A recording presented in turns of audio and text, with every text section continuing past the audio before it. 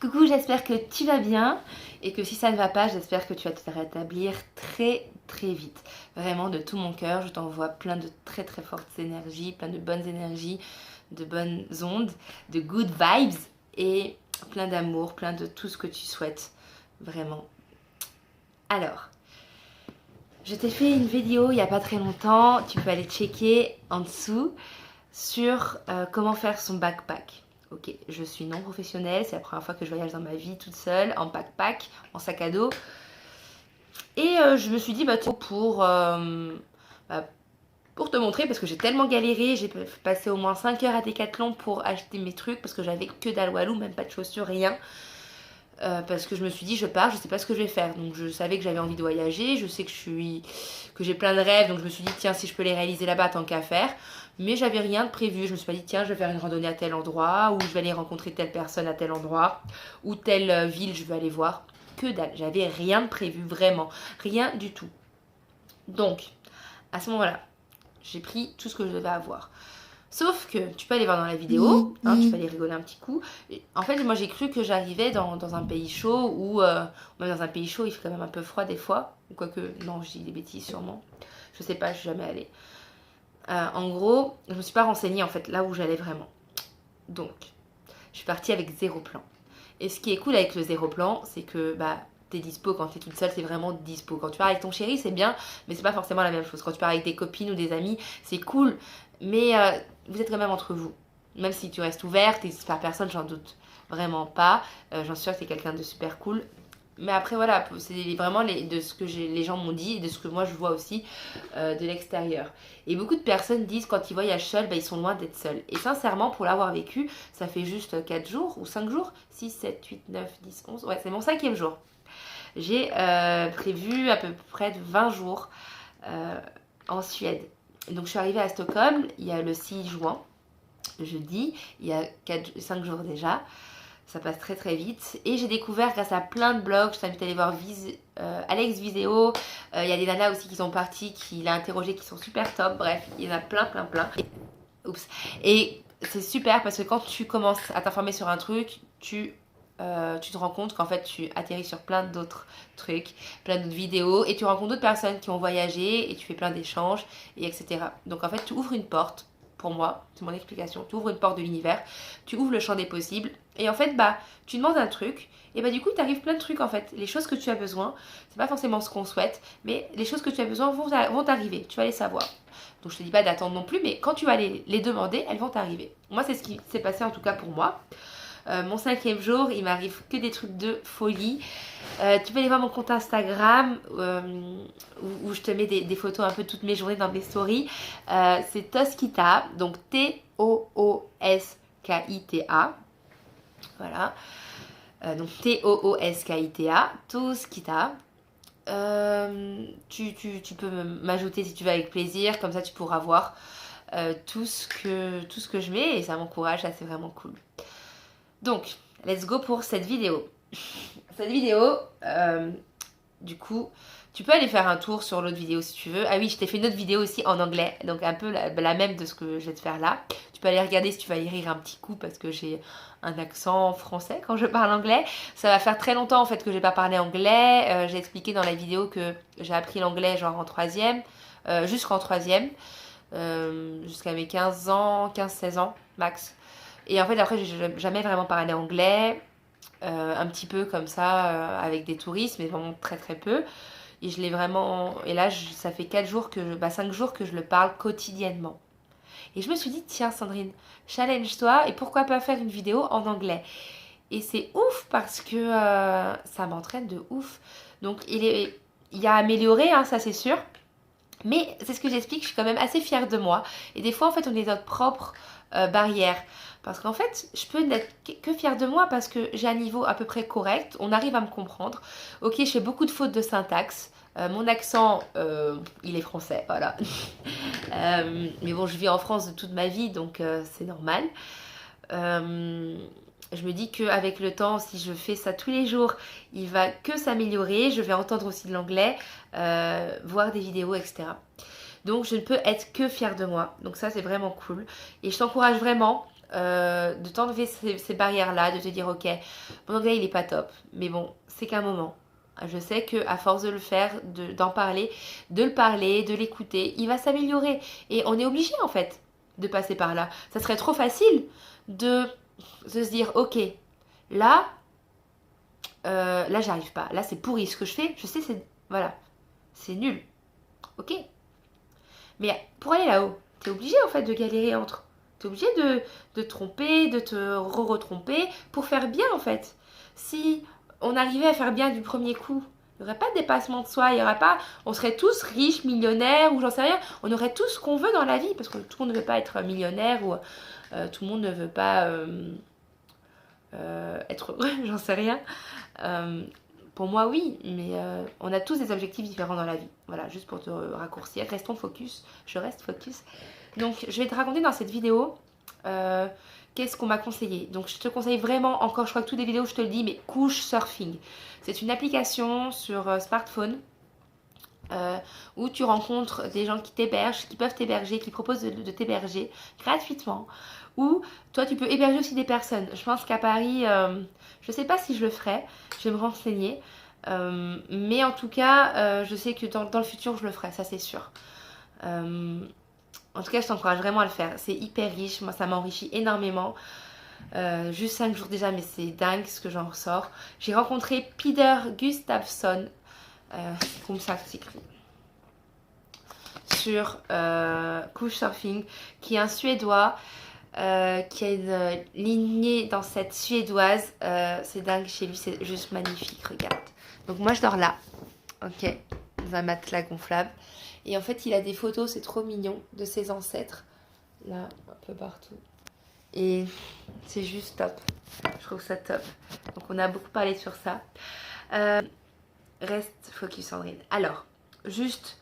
En fait, j'ai tellement envie de partager des trucs, donc j'espère que cette vidéo pourra t'aider parce que moi j'étais tellement en galère, j'ai mis au moins 5 heures dans Decathlon, je savais pas trop quoi choisir, bref.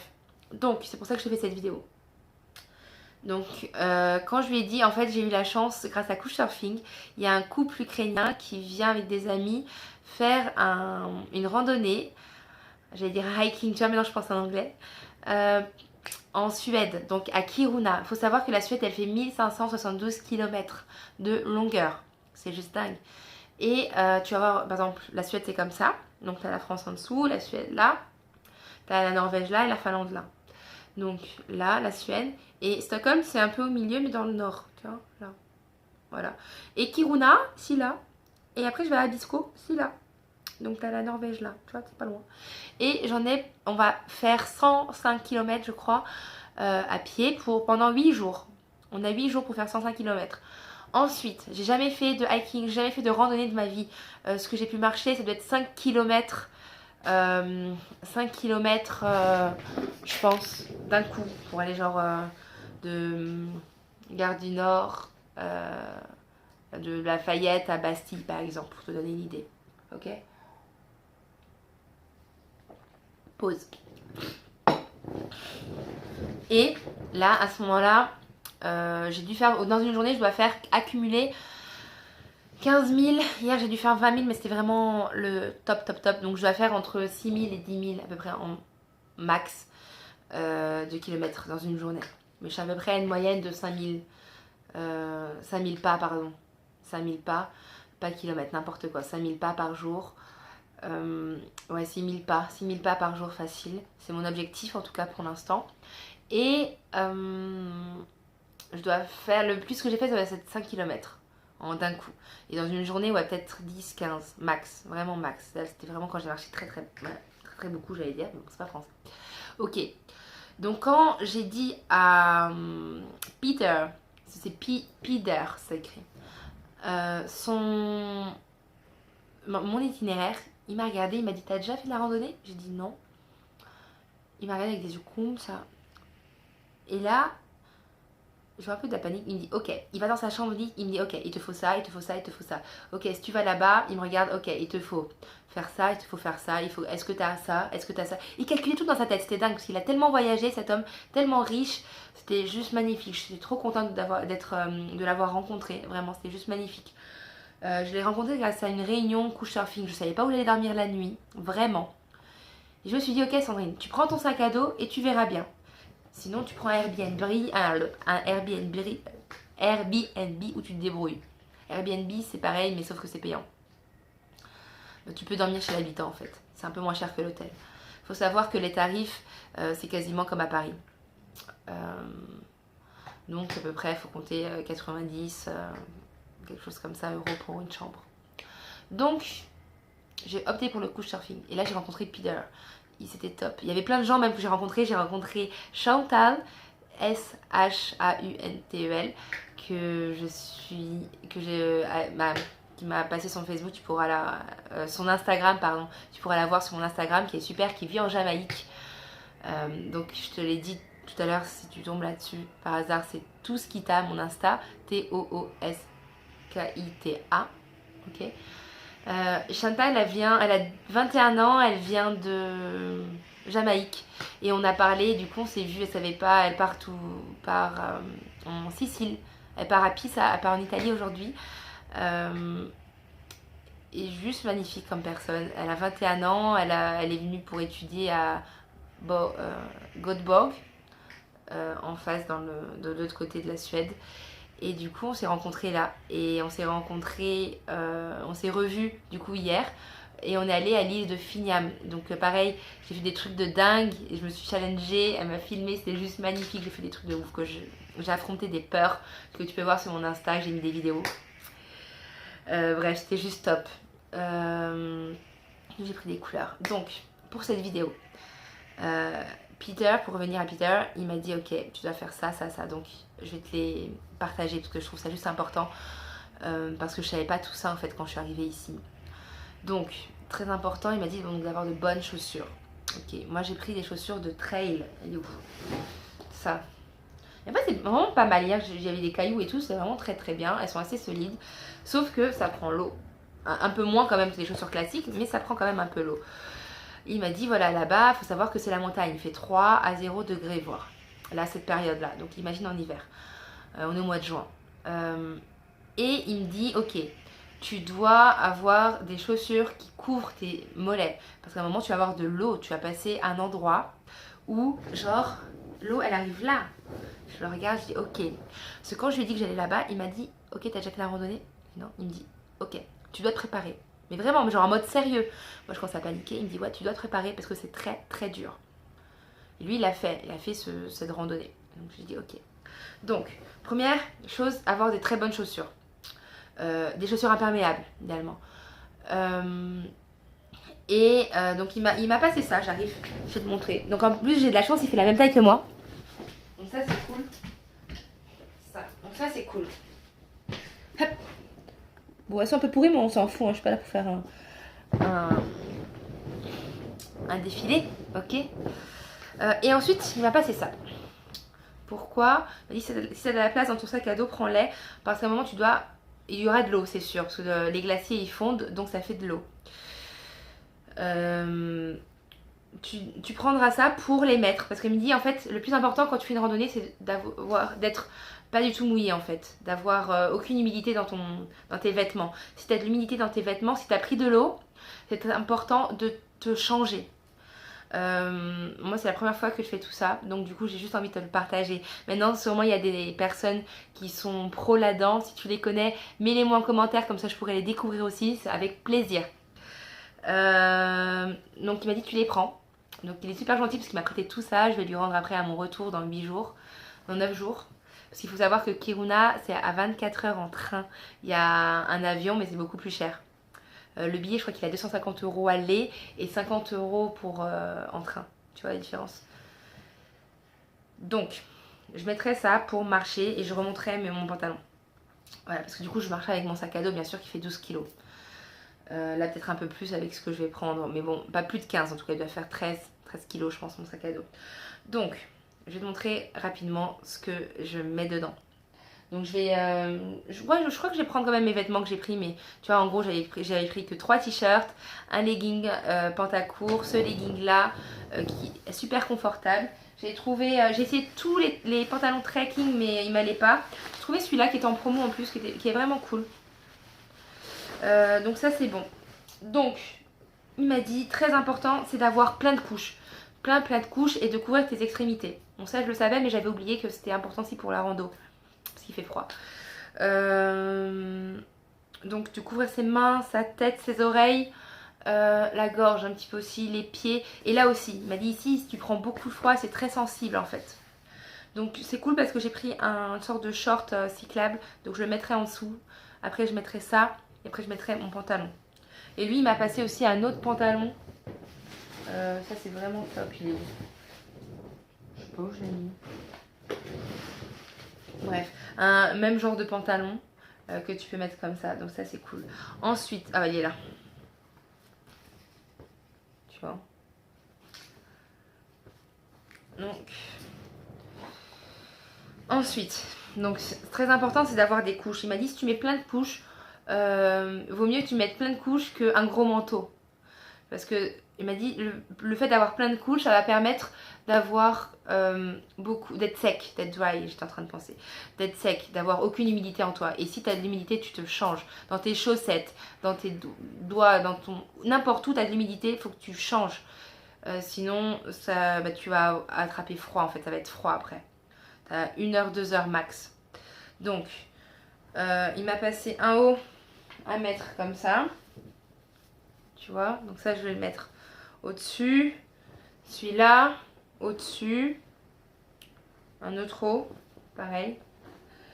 Et ensuite je mettrai mon sweat. J'ai pris un petit sweat comme ça que j'avais trouvé en promo aussi. À 10 € chez Decathlon. Avec capuche. Et ma doudoune très fine en plus. Donc là je vais être bien, je vais être 4-5 et je pense que je mettrai mon t-shirt après la première couche. Et vu que moi je porte plus de soutien-gorge comme je t'ai déjà dit dans mes autres vidéos, j'ai des brassières. Parce que pour marcher quand même, c'est quand même beaucoup plus agréable. Parce que quand je cours ou quoi, des fois je suis là comme ça et là je vais marcher beaucoup, je me dis ok au moins je pense plus à ça. Donc très important, des gants. D'avoir des gants. Des chaussettes pour dormir, ça j'en avais pas. Il va falloir que j'achète aussi des chaussettes. Bien te couvrir la tête. Donc il m'a donné un autre truc là comme ça aussi. Ça pareil, c'est un long truc que tu mets comme ça. J'en ai jeté un mais il est trop petit, donc il m'a prêté celui-là. Hop, bon, voilà, pour couvrir les oreilles. Et après je mets mon bonnet. Ouais, parce qu'il va faire 0 degré. Donc tu passes à 20 degrés à 0 degré, c'est quand même beaucoup. Bon après j'ai quand même mon sac à dos et tout, mais surtout bien se couvrir. Il m'a donné ça c'est top. Pour mettre dans mes chaussures. Parce qu'à un moment on va traverser des glaciers. Donc je le mets là. Et comme ça en fait tu regardes, tu vois il y a des crampons. Voilà. Quoi important. Donc ça c'est mes affaires. Tu as pu le voir, tu verras dans mon autre. Je t'ai mis tout ce que j'avais mis. Donc ça c'est les réchauds. Ma nourriture. Et il m'a conseillé aussi. Alors ça je connaissais pas. C'est l'églantier. La soupe d'églantier. Est-ce que tu connais? Et en fait ça ressemble à ça. En briques. Et qui est vraiment pas mal. Ça ressemble un peu à de l'abricot. Ouais. Et ça c'est genre de la poudre et tu mets avec de l'eau chaude. Donc je viens d'acheter ça tout à l'heure parce que je pars là ce soir. Et j'ai des petites barres de céréales. Mais très important pour mon itinéraire, le 3e jour, il m'a dit c'est dans la montagne. Et il y a des endroits, alors je sais plus comment ça s'appelle, mais c'est des grosses souris. Et ça aime la bouffe, ça aime la nourriture. Donc il m'a dit fais très attention d'avoir aucune nourriture sur toi parce que sinon elle rentre et elle dévaste tout, elle mange tout. Donc tout ce que tu as, ferme-le ou jette-le loin. Hop là. Ok. Donc très important, s'il fait froid, aussi de mettre par exemple là, chez lui j'ai eu froid le soir. Et ce soir j'ai super bien dormi parce qu'il m'a mis une couverture sur le matelas. Donc tu peux mettre une couverture, une serviette. Moi j'ai pris celle-ci, j'ai déjà testé parce que je suis allée à la mer. Ici en fait la mer c'est les lacs. Donc du coup tu as des petites bouches de lac comme ça. Et c'est vraiment top. Donc tu mets ta serviette sur ton matelas, je teste ça. Je te ferai une photo, tu pourras regarder sur Insta. Parce que c'est plus simple pour moi, voilà. Si tu poses la question pourquoi, je te réponds tout de suite. Donc, oula, il me reste plus de batterie, je me dépêche. Donc voilà, donc ça tu mets la serviette et ensuite tu mets ton matelas et après t'as ton tchoup. Voilà, ton sac de couchage. Quoi d'autre? Bah c'est tout, je crois que j'ai fait le tour les loulous. Ouais. Bah voilà. Voilà, je crois que j'ai... Ah oui, très important, j'ai oublié de te le dire, et ça c'est très important dans l'autre vidéo. C'est de pas mettre, d'éviter de mettre ses affaires dans son sac à dos n'importe comment. Parce que du coup après ça te fait très très lourd. Ce qui m'est arrivé le premier jour, je ne savais pas vraiment et je l'ai mal rangé. Donc là, j'ai vu la différence avec hier quand je l'ai porté, c'est vraiment beaucoup plus cool. Donc très important, là j'ai ma tente parce qu'on va dormir dehors. Ma tente, en fait tout ce qui est plus lourd, tu le mets sur ton dos. Ok, donc là, dans le dur du sac à dos. Là. Ensuite, le plus léger, tu le mets en haut. Là. Ok. Voilà. Ça, pour l'instant, je l'ai mis là. Je sais pas si ça va changer de place. Mais voilà, c'est surtout, c'est très important de savoir ça. Parce que quand tu as plus de 10 kilos sur toi, c'est quand même, faut les porter. Donc voilà, je te fais de gros bisous vraiment. Si cette vidéo t'a aidé, je suis super contente, vraiment, sincèrement. Qu'est-ce que j'ai galéré. Donc, avec plaisir, partage-le moi en commentaire. Je te répondrai avec plaisir. Je te fais de gros bisous et à bientôt pour de nouvelles aventures. Bye bye, ciao ciao, bisous.